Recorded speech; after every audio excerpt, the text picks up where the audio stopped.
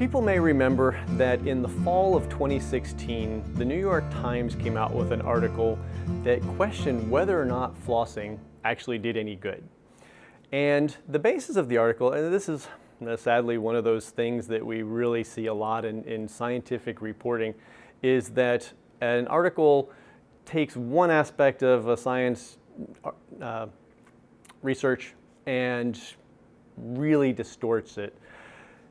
This idea that flossing doesn't help is really pretty nonsensical, but there is one grain of truth in that article that came from the research, which is it's true that we don't actually have a lot of good research about flossing.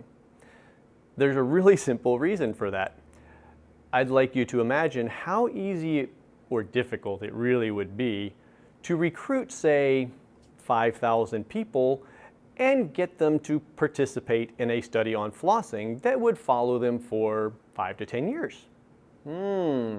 Yeah, probably not going to happen, is it? Flossing, unfortunately, is still one of those things that you can do that will have a real benefit to keeping your mouth clean because it reaches in between the teeth where your toothbrush can't reach, that most people still don't do.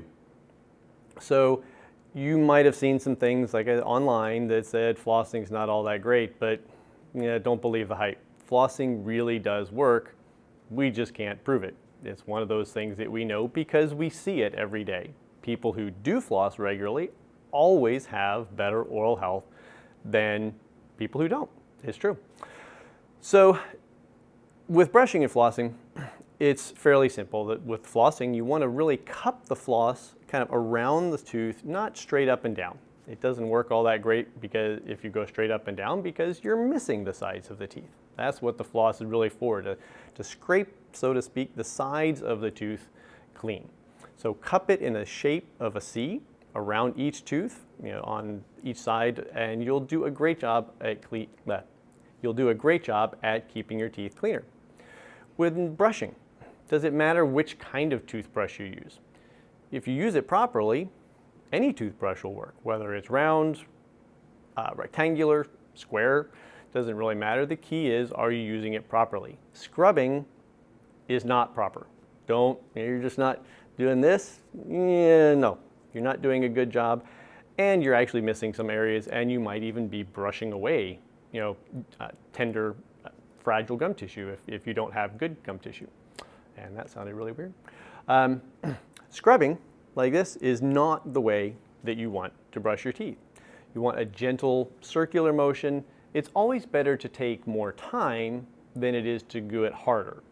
Going harder is more damaging to the gums, not beneficial to the teeth. You're going to miss more areas, so just take your time. Also, we always recommend Sonicare electric toothbrushes. The shape of the brush head is what most people are used to, and that vibrating motion that it makes is actually beneficial. The key is, again, no scrubbing. If you do that, you're totally defeating the purpose of the Sonicare anyway. Let the Sonicare do the work for you, and our hygienists will tell you they can usually tell the difference when somebody goes from a manual toothbrush, just a normal handheld kind, to a Sonicare. It really works. Bronze are also really good. You just have to be a little bit more meticulous because you've got to really make sure you get every single tooth. But the big key is you've got to brush, you've got to floss, and if you do those, then there's no need for magical cures like you'll see all over the internet. If you want to add a mouthwash, that's great too. Try to make sure it's non-alcohol based, which means it actually won't sting. Keep it in your mouth for a full 30 seconds to a minute, and that will help a lot as well. But if there's one thing that we can do to help you avoid cavities, avoid gum problems, make sure you brush for 2 minutes, floss for 30 seconds to a minute, do it twice a day, and you're going to have a lot fewer dental problems than if you don't. And then you can help try to put me out of business. I don't think any of you are going to try to avoid that part, are you?